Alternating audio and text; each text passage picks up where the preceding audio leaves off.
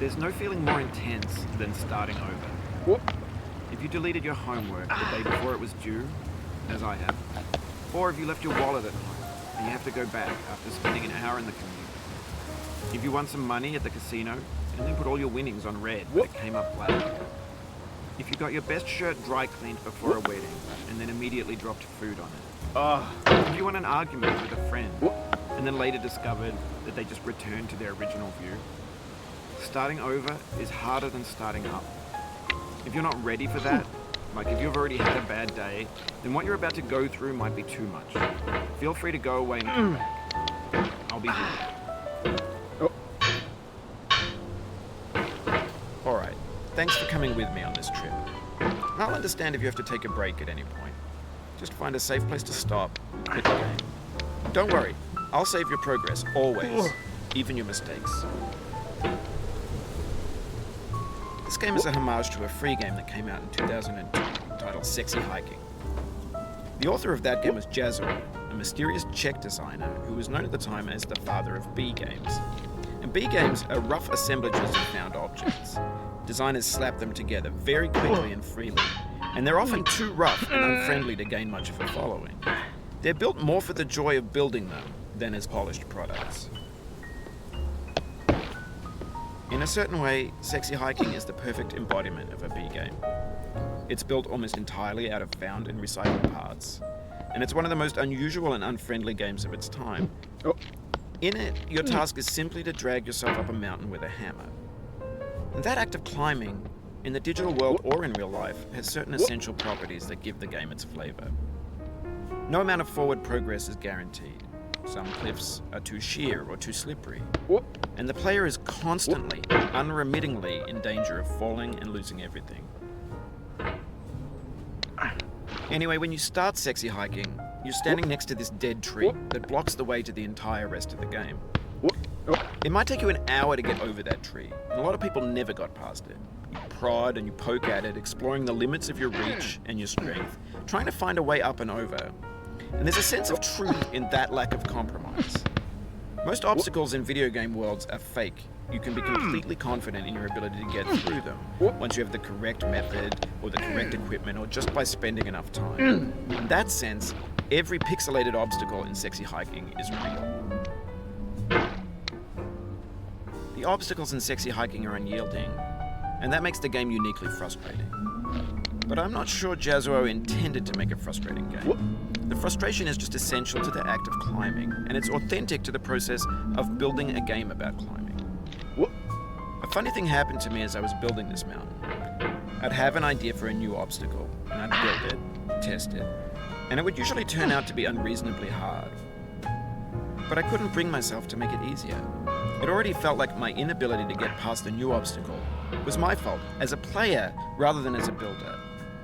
Imaginary mountains build themselves from our efforts to climb them, and it's our repeated attempts to reach the summit that turns those mountains into something real. When you're building a video game world, you're building with ideas, and that can be like working with quickset cement. You mold your ideas into a certain shape that can be played with, and in the process of playing with them, they begin to harden and set until they're immutable, like rock. And at that point, you can't change the world. Not without breaking it into pieces and starting fresh with new ideas. For years now, people have been predicting that games would soon be made out of prefabricated objects, bought in a store and assembled into a world. And for the most part, that hasn't happened, because the objects in the stores are trash. I don't mean they look bad or that they're badly made, although a lot of them are. I mean they're trash in the way that food becomes trash as soon as you put it in the sink. Things are made to be consumed and used in a certain context, and once the moment is gone, they transform into garbage. In the context of technology, those moments pass by in seconds. Over time, we've poured more and more refuse into this vast digital landfill that we call the internet. It now vastly outnumbers and outweighs the things that are fresh and untainted and unused. When everything around us is cultural trash, trash becomes the new medium, the lingua franca of the digital age. And you can build culture out of trash, but only trash culture. B games, B movies, B music, B philosophy. Maybe this is what digital culture is. A monstrous mountain of trash, the ash heap of creativity's fountain. A landfill with everything we ever thought of in it. Grand, infinite, and unsorted. There's 3D models of breakfast, Gen X's fanfic novels, Scan magazines, green screen Shia LaBeouf, banned stuff scenes on Live Leak. Facebook's got lifelike bots with unbranded adverts and candid shots of Kanye and Taylor Swift mashups, car crash epic failed GIFs, Russian dashcam vids, discussions of McRibs, discarded, forgotten, unrecycled, muddled, rotten, untitled.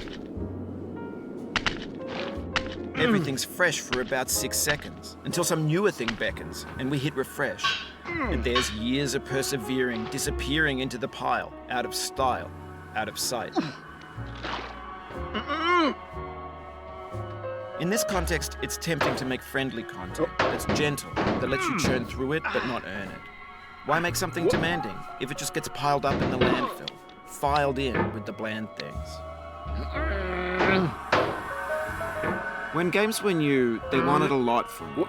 Daunting you, taunting you, resetting and delaying you. Players played stoically. Now everyone's turned off by that. They want to burn through it quickly. A quick fix for the fickle, some tricks for the clicks of the feckless. But that's not you, you're an acrobat. You could swallow a baseball bat. Now I know, most likely you're watching this on YouTube or Twitch, while some dude with 10 million views does it for you. Like a baby bird being fed chewed up food. That's culture too. But on the off chance that you're playing this, what I'm saying is trash is disposable, but maybe it doesn't have to be approachable. What's the feeling like? Are you stressed? I guess you don't hate it if you got this far. Feeling frustrated? It's underrated. An orange is sweet, juicy fruit locked inside a bitter peel. That's not how I feel about a challenge. I only want the bitterness. It's coffee. It's grapefruit. It's licorice. I'm going down it feels like we're closer now. Composer and climber, designer and music. You could have refused, but you didn't. There was something in you that was hidden, that chose to continue. It means a lot to me that you've come this far, endured this much. Every wisecrack, every insensitivity, every setback you've forgiven me is a kingly gift that you've given me. We have the same taste, you and I. It's not ambition, it's ambition's opposite. An obdurate mission to taste defeat. You'll feel bad if you win, so I put this snake in for you. Have you thought about who you are in this? Are you the man on the pod, Diogenes? Are you his hand? Are you the top of his head? I think not.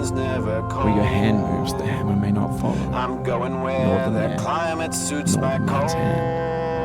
And this here is will, his intent, the embodied resolve in his uphill ascent. Now, you've conquered the ice cliff, the platforms, the church, and the rectory. I'm going down this road feeling bad. Construction site, the granite rocks. I'm going down this road feeling bad. You've learned to hike. There's nowhere left to go but up. This road feeling I'll shut up. bad. But let me say, and I ain't gonna be treated this way. I dedicate this game to you, the one who came this far. I give it to you.